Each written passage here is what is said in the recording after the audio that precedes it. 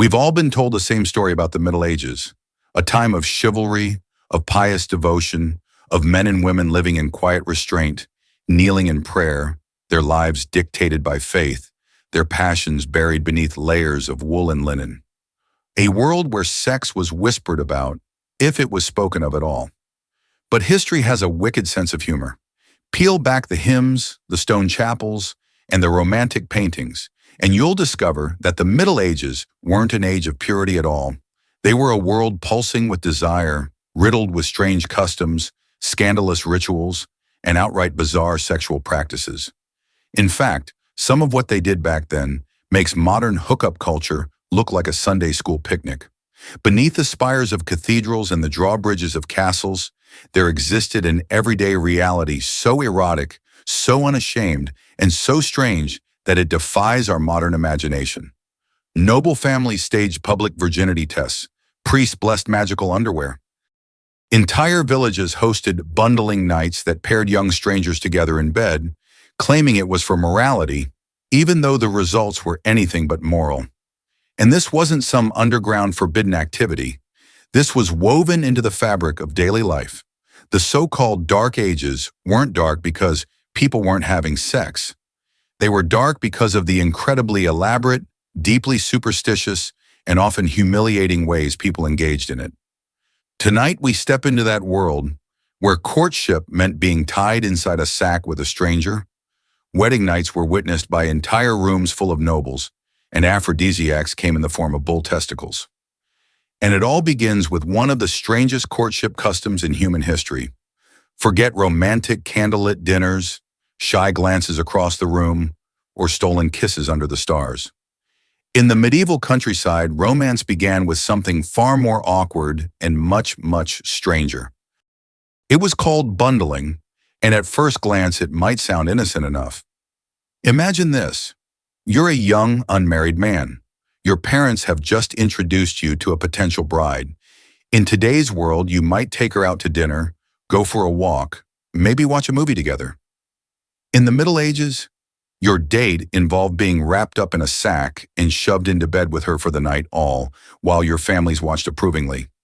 Here's how it worked. The couple would lie down fully clothed, sometimes even wearing their outdoor garments, and be tucked into bed together. To make it respectable, a thick wooden board known as a bundling board might be placed between them to prevent any inappropriate contact. The idea was that they could talk, share warmth, and get to know one another without crossing the line. In theory, it was the medieval equivalent of a supervised sleepover. But here's where it gets bizarre. This wasn't something young lovers snuck into on the sly. Parents encouraged it. In fact, they arranged it. Families truly believed that bundling was a wholesome, controlled way for their children to bond before marriage. And it wasn't just a quirky little tradition. There was an entire industry built around it. Special bundling bags were manufactured, designed to hold two people in the same bed while keeping their bodies apart. Imagine an entire cottage craft economy dedicated to inventing ways for young couples to sleep next to each other without technically touching. And yet, shockingly, bundling didn't work as intended. Not even close. Historical records show that pregnancy rates among bundling couples were significantly higher than among couples who courted in more conventional ways. It turns out that locking two hormonally charged young people in a bed together, even with a plank of wood between them, doesn't stop nature from taking its course. Who could have possibly predicted that? The church, of course, loathed the practice. Religious leaders railed against it in sermons, calling it immoral, sinful, and dangerous. But no matter how hard they tried, they couldn't stamp it out. In rural communities, bundling was so deeply ingrained in the culture that it was practically impossible to ban, rather like trying to stop teenagers from using social media today. Technically possible, but in reality, forget it. Bundling was the medieval mind's attempt to balance morality with intimacy.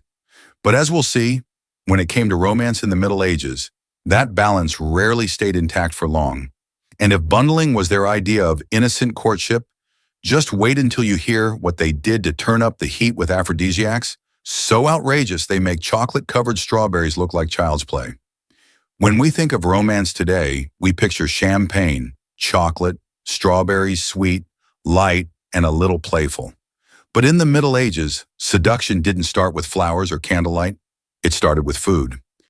Heavy, exotic, expensive, and most of all, provocative food. These weren't just meals. These were carefully engineered feasts designed to set the blood boiling, and they weren't done in secret.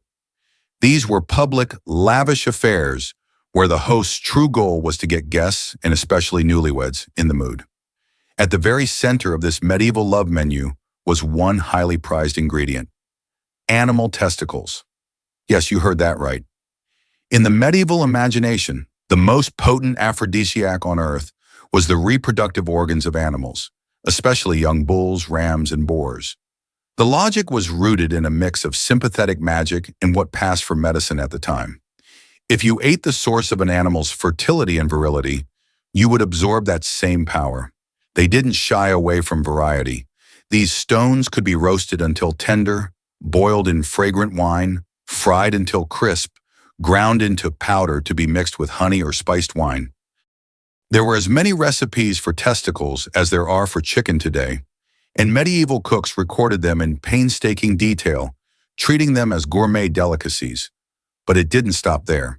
Testicles were merely the headline act. For an extra kick of passion, there were sparrow brains, tiny, rich, and considered capable of igniting fiery desire.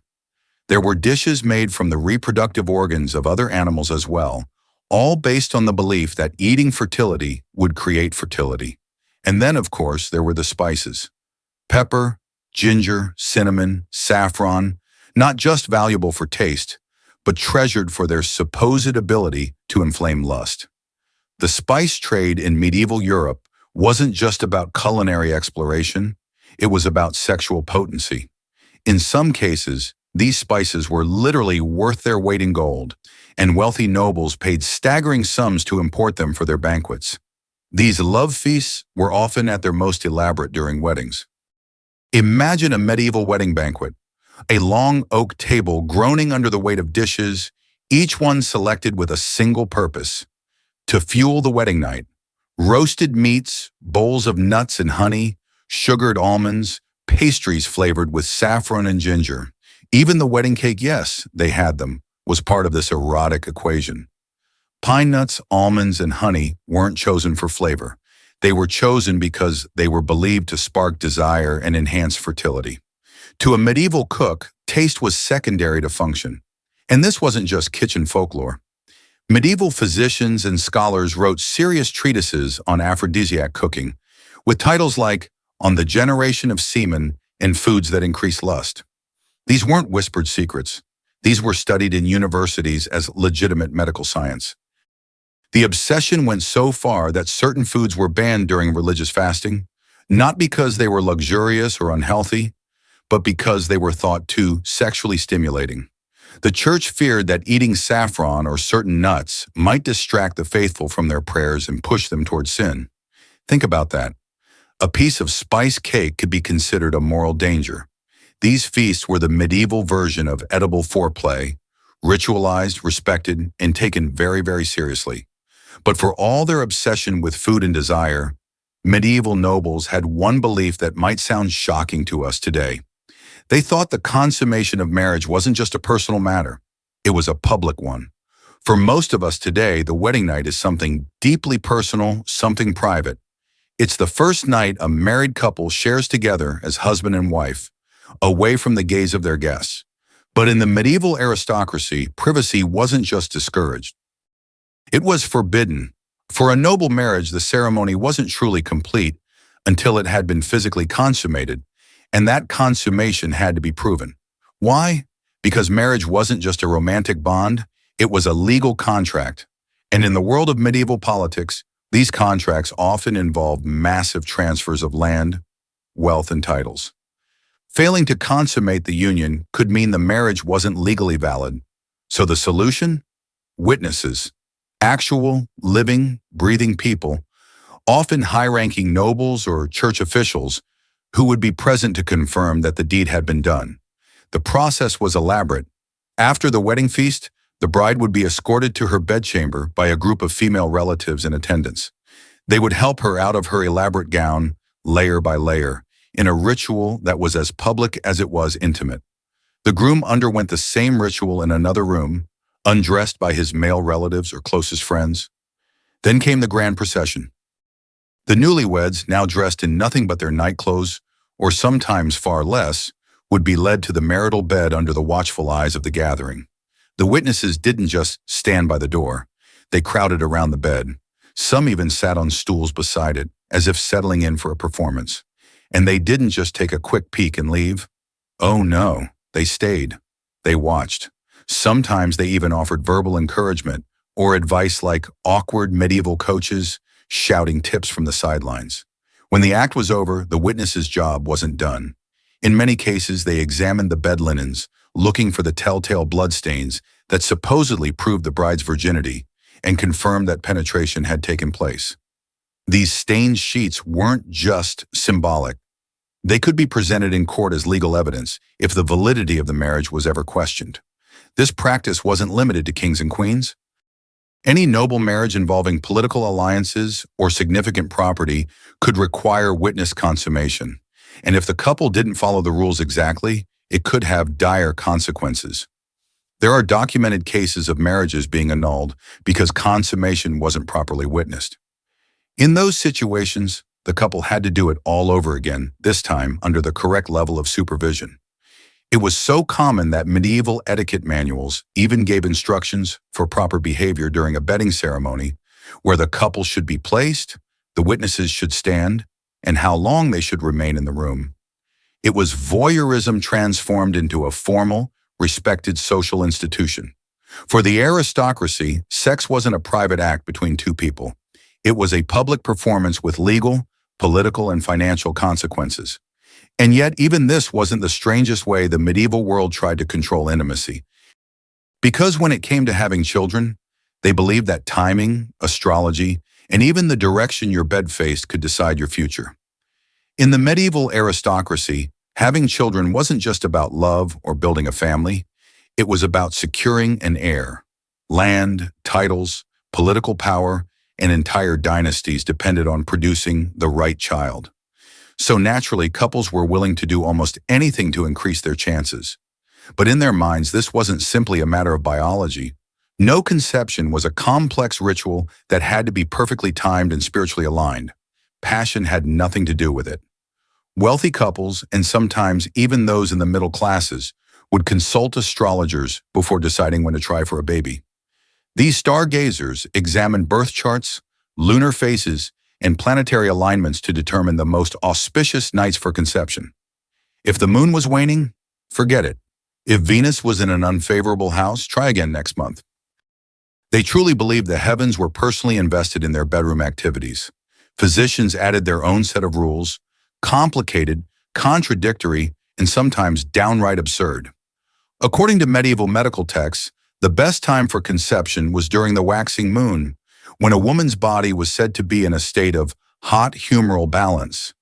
And it wasn't just the day that mattered. The time of night was crucial. Midnight was ideal.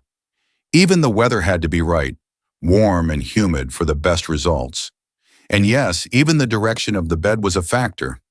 Experts advised couples to face east toward the rising sun, so that the child would inherit the strength, vitality, and renewal of the dawn. The idea was that your furniture placement could literally influence your family's future. On top of all this came the religious layer. Certain feast days were considered especially favorable for conception, particularly those honoring saints believed to grant special blessings to children conceived on their feast days. Couples might plan their intimacy months in advance to coincide with the feast of St. John or St. Anne. The rules didn't stop there. Want a boy? According to one popular belief, the man should tie off his left testicle during intercourse because boys were thought to come from the right testicle and girls from the left. Want a girl? Do the opposite. The anatomical ignorance here is staggering, but in the medieval world, this was accepted wisdom. And just when you think the checklist is complete, the church stepped in. Sex was forbidden on Sundays, Wednesdays, and Fridays. No sex during Lent, no sex during Advent, no sex during menstruation, pregnancy, breastfeeding, or on any of the roughly 183 days a year deemed inappropriate for intimacy. So, in reality, medieval couples often had to hunt through the calendar for the rare combination of a permitted day, the right moon phase, a saint's feast, good weather, and the correct planetary alignment. For the wealthy, this meant hiring a fertility consultant, a strange hybrid of priest, doctor, and astrologer, to craft a personalized conception plan.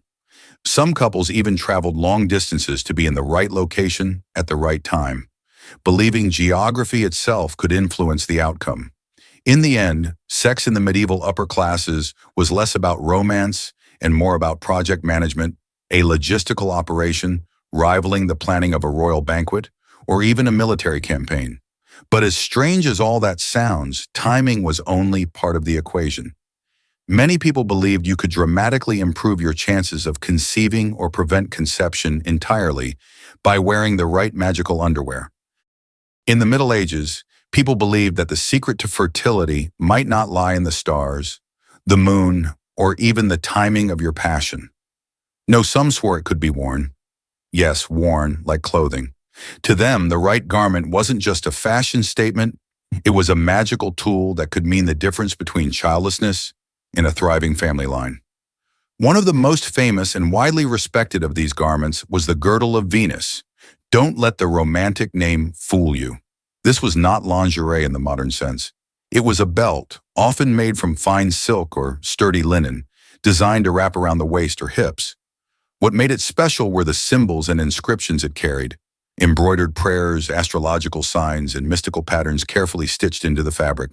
Some girdles even included passages from the Bible or charms invoking the blessing of saints.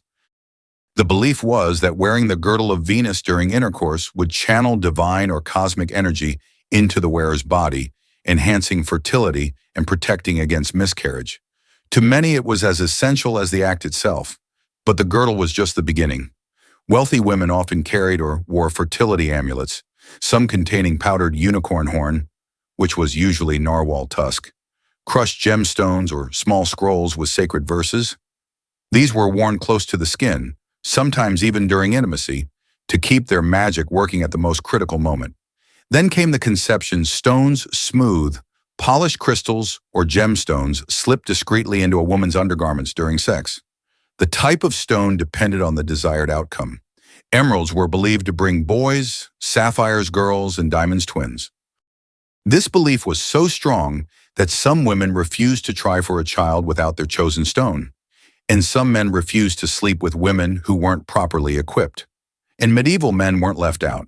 They had their own magical accessories, rings worn on specific fingers to channel virility, amulets containing animal testicles, and even specially blessed loincloths that were supposed to supercharge sexual performance. In a world obsessed with sympathetic magic, the idea was simple: wear the source of life, and life will be created. Of course, the church quickly found a way to turn this into a business. Priests offered blessings for girdles, amulets, bed sheets, and even underwear, charging fees for the service. In essence, medieval couples could pay for a religious subscription to boost their love life. And these weren't casual blessings. Some came with detailed instructions: how to put the garment on, which prayer to say while fastening it, and what to do if it stopped working. The luxury versions of these items were works of art: silk imported from the Far East, gold thread embroidery, gemstones sewn directly into the fabric. These were status symbols as much as they were fertility aids. Poorer couples, lacking the means for such extravagance, made their own versions from wool, linen, or leather, inscribing them with whatever symbols they could manage. This created an unspoken fertility class system.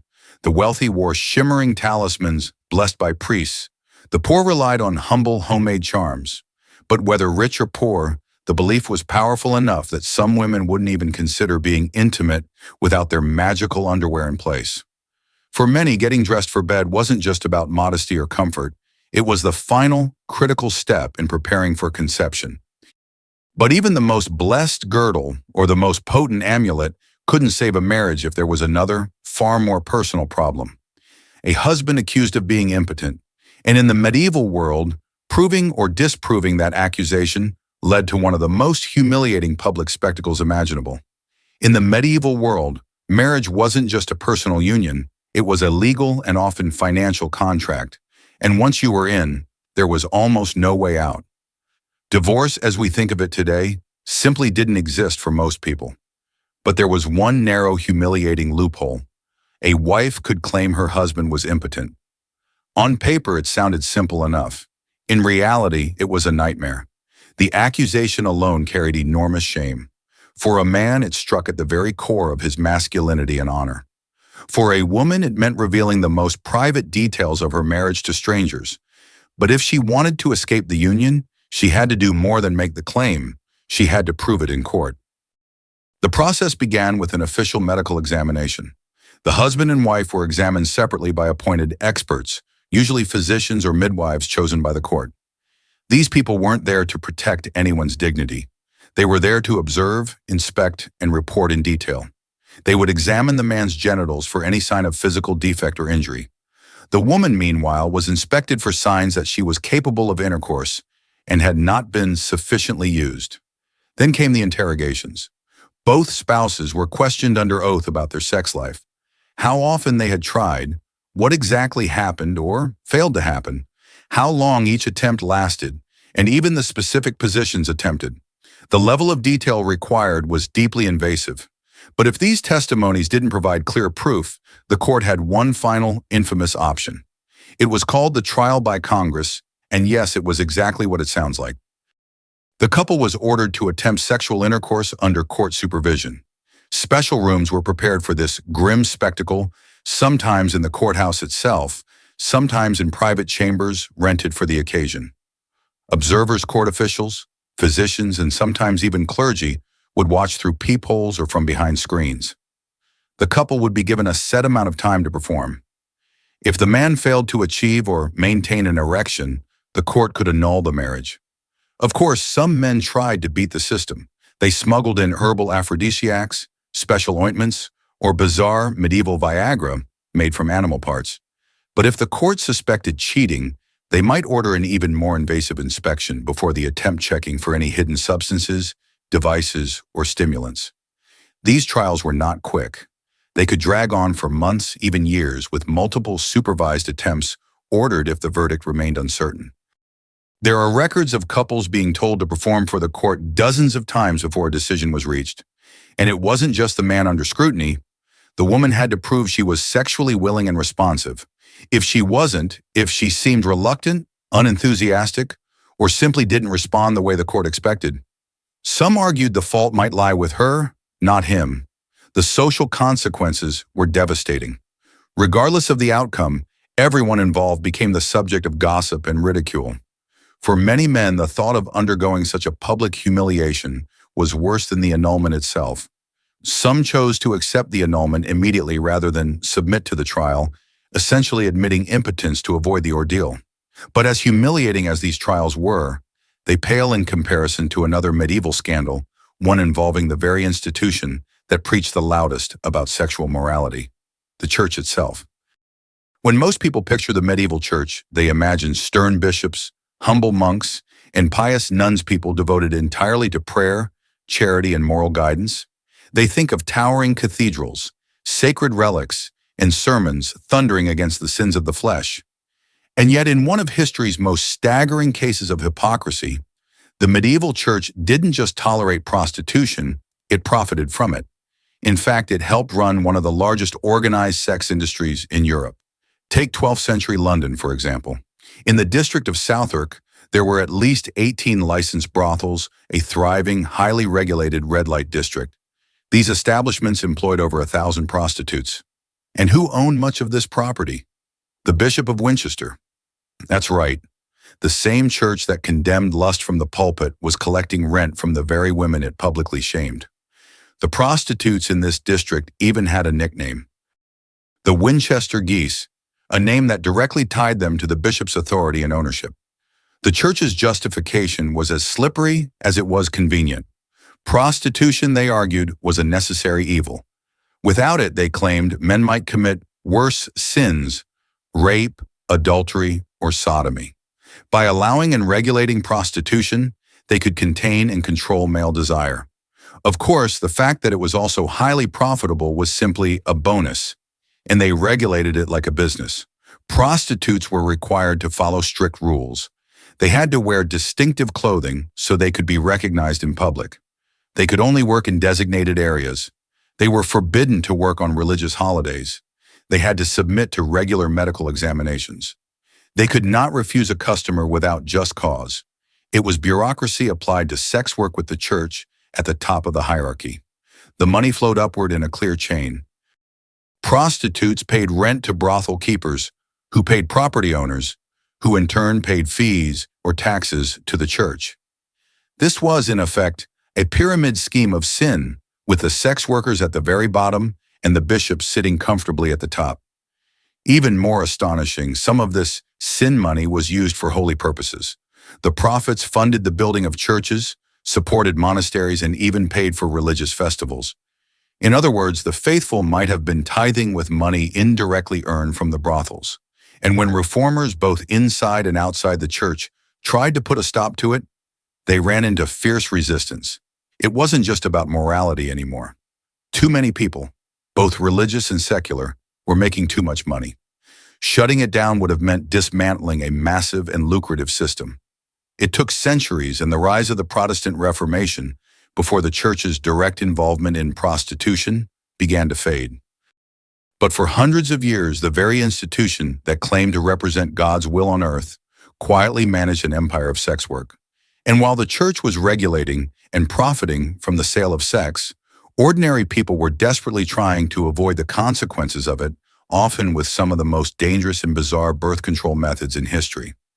In the medieval world, the church preached that sex should only happen within marriage, and that its purpose was to create children. Birth control, in the church's eyes, was not just frowned upon, it was outright sinful. But human desire has a way of ignoring official rules, so people improvised. And in doing so, they created one of the most bizarre, dangerous, and tragically ineffective sets of contraceptive methods in history. Let's start with a recurring medieval obsession: animal testicles. To us it sounds absurd, but to them, it was deadly serious. One popular method involved women wearing pouches containing weasel testicles around their necks. Why? Because weasels were considered lustful animals that somehow kept their litters small. The logic went, wear the reproductive organs of a weasel, and you would inherit its controlled fertility. Another variation used beaver testicles, ground into powder, mixed with wine, and consumed as a potion. It's not hard to imagine the taste, and yes, it was every bit as awful as you think. But the truly dangerous recipes came next. Some involved drinking potions made from mercury, a highly toxic metal. Others included powdered iron filings dissolved in water or herbal concoctions mixed with poisonous plants. In some tragic cases, women died from these remedies, which, ironically, made them permanently unable to conceive. And then there were the physical barriers. Forget modern condoms or diaphragms. Medieval women turned to honey-soaked wool inserted into the vagina before sex, believing it would trap sperm. In some wealthier households, they imported crocodile dung from abroad, shaping it into a crude pessary, basically an early spermicide. The smell alone must have been memorable. One surprisingly creative and equally uncomfortable method involved cutting a lemon in half, scooping it out, and placing the rind over the cervix like a makeshift cap. The citric acid may have had some mild spermicidal properties, but it probably burned like fire. Timing-based methods existed too, but they were spectacularly wrong. Physicians believed women were most fertile during menstruation and least fertile mid-cycle, the exact opposite of reality. Couples trying to avoid pregnancy often had sex at exactly the worst time, virtually guaranteeing conception. And then came the magical methods. Women wore amulets containing written spells, carried special stones, or performed bizarre rituals like walking backward around a church 3 times while reciting prayers. Some charms instructed women to burn specific herbs and bury the ashes under a full moon, believing this would render them barren. Finally, there was withdrawal, which we know today can be effective if done correctly. But medieval physicians warned against it, claiming it could cause madness, blindness, or even death in men. The idea that interrupting ejaculation could somehow poison the male body was widely accepted as medical truth. Put together, these methods were a mix of wishful thinking, dangerous chemistry, and medieval superstition. They didn't just fail most of the time, they often made things worse. And yet, when we step back and look at all of it, the bundling bags, the aphrodisiac feasts, the witnessed wedding nights, the astrological conception schedules, the magical underwear, the impotence trials, the church-run brothels, and the perilous birth control, it becomes clear the Middle Ages were not an era of sexual repression, they were an era of sexual chaos. Forget the sanitized fairy tales you've been told. The real Middle Ages were nothing like the polite, restrained world of chivalry we see in movies. They were a world where the sacred and the profane collided in the most intimate parts of life, where morality was preached from the pulpit even as hypocrisy ran rampant in the streets. This was an era where young lovers were tied into sacks under the watchful eyes of their parents, where feasts overflowed with animal organs and aphrodisiac spices meant to stoke the fires of lust, where noble couples began their marriages not in privacy, but as the centerpieces of a public spectacle, where conceiving a child required more planning than a military campaign, guided by the stars, the moon, the weather, and even the direction your bed faced. It was a world where people wore magical belts, fertility amulets, and gemstone charms to influence the fate of their children before they were even conceived, where the deeply humiliating impotence trial could turn your bedroom into a courtroom stage, where the church itself profited from the very sins it claimed to fight against, and where attempts to prevent pregnancy range from absurd to fatal. Everywhere you look, you see the same truth. Medieval people were obsessed with sex. They feared it, they celebrated it, they tried to control it, and yet, in every possible way, it controlled them. Their lives were woven through with superstition, ritual, and spectacle. Desire was not a secret shame. It was a force powerful enough to shape politics, religion, and daily life. And maybe that's the greatest surprise of all. The so-called Dark Ages weren't dark because people weren't having sex. They were dark because of what people were doing when they did. It was wild, it was unrestrained, it was tangled in magic, myth, and morality. And once you see it for what it really was, you'll never look at history the same way again.